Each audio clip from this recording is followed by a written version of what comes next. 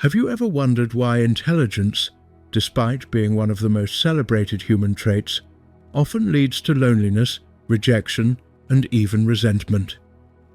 Why do the most intelligent minds often struggle to fit into society, while mediocrity thrives?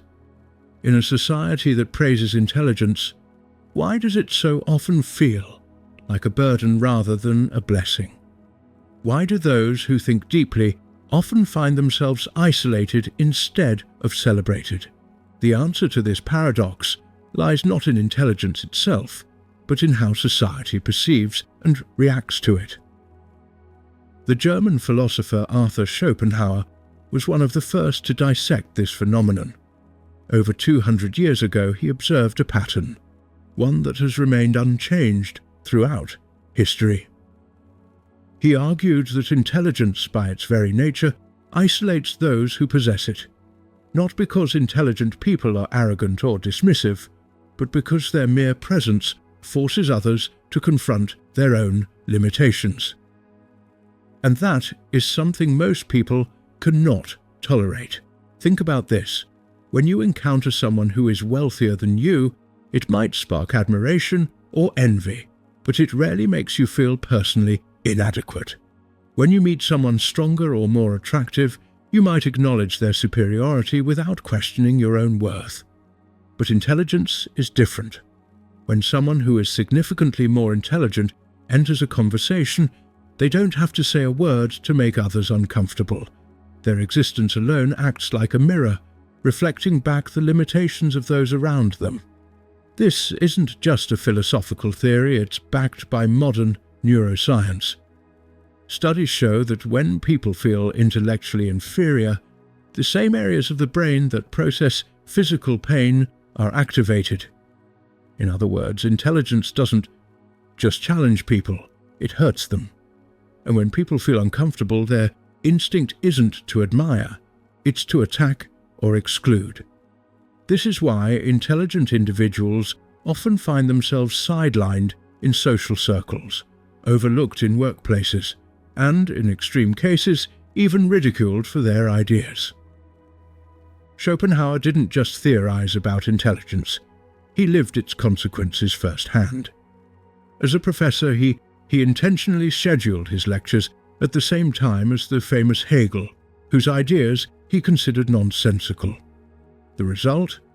Hegel's lecture halls were full while Schopenhauer's remained empty. He wasn't just ignored, he was actively dismissed. His experiences fueled his belief that intelligence often leads to isolation, not because it is unwanted, but because it forces people to confront uncomfortable truths about themselves and the world.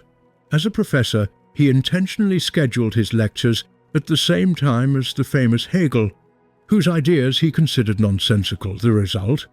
Hegel's lecture halls were full while Schopenhauer's remained empty. He wasn't just ignored, he was actively dismissed. Why? Because people gravitate toward what is comfortable, not what is challenging. Mediocrity reassures.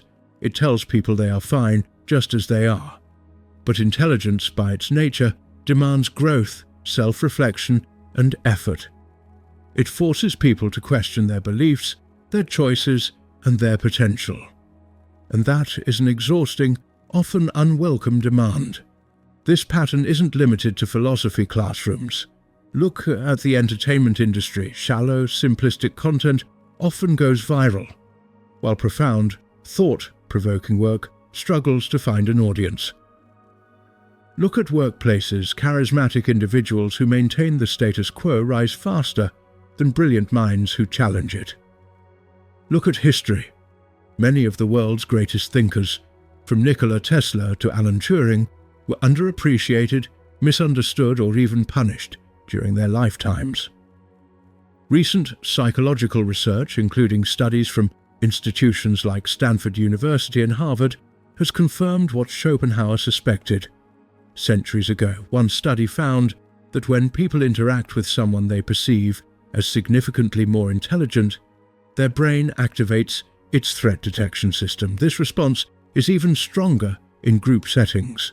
When alone, people might admire intelligence, but in a group, where social hierarchy matters, intelligence becomes a threat. A particularly revealing experiment at Stanford University showed that intelligent women, in particular, often feel pressured to downplay their capabilities. This is because of the competence-likability trade-off. The smarter a woman appears, the less likable she is perceived to be. Society celebrates beauty and charm, but remains hesitant to embrace intelligence, especially in those who defy traditional expectations. Schopenhauer believed that intelligent individuals often experience isolation, but some thinkers argue that intelligence can also foster deep and meaningful social connections. While intelligence can create distance, it can also be a bridge to others who share similar values and intellectual curiosity. Alternative perspectives suggest that social integration depends not just on intelligence itself, but on emotional intelligence, communication skills, and adaptability. He argued that true wisdom often leads to solitude, not because intelligent people dislike others, but because they operate on a different wavelength. Their interests, depth of thought, and way of seeing the world make it difficult to form deep connections with the majority of people. But is there a way around this? Does intelligence have to be a social curse? Understanding this reality doesn't mean surrendering to loneliness. There are ways to navigate the social challenges that come with intelligence. Find your tribe.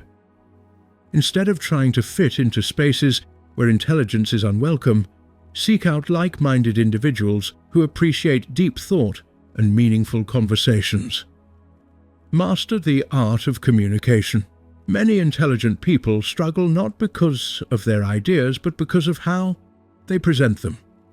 The greatest thinkers, like Richard Feynman, had the ability to simplify complex ideas without diluting their meaning. Learn to communicate in a way that engages rather than intimidates. Recognize that not every battle is worth fighting. You don't have to prove your intelligence in every conversation. Sometimes it's more effective to listen, observe, and choose your moments wisely. Use intelligence as a tool, not a weapon. Many intelligent individuals unknowingly alienate others by constantly challenging them. Intelligence should be a bridge, not a barrier. Understand the psychological game, realizing that people's reactions to intelligence are more about their own insecurities than about you can be freeing. It allows you to navigate social settings with awareness rather than frustration. Society may resist intelligence, but it also depends on it. Every major advancement in human history, from medicine to technology, from philosophy to art, was driven by those who thought differently, who saw deeper, who questioned what others took for granted. Schopenhauer's warning remains relevant today. The more intelligent you are, the more resistance you will face. But that resistance is not a signal to stop. It's proof that you are pushing the boundaries of what is comfortable. The question is, will you let society's discomfort hold you back, or will you embrace the path of those who came before you? The thinkers, the innovators, the visionaries. If this video resonated with you, comment below. Have you ever experienced social rejection because of your intelligence? How did you navigate that situation, and what lessons did you take from it? Share your thoughts, and let's continue the conversation.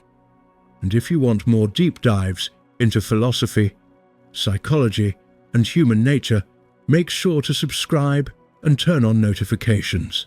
Thank you for watching. Keep thinking, keep questioning, keep evolving.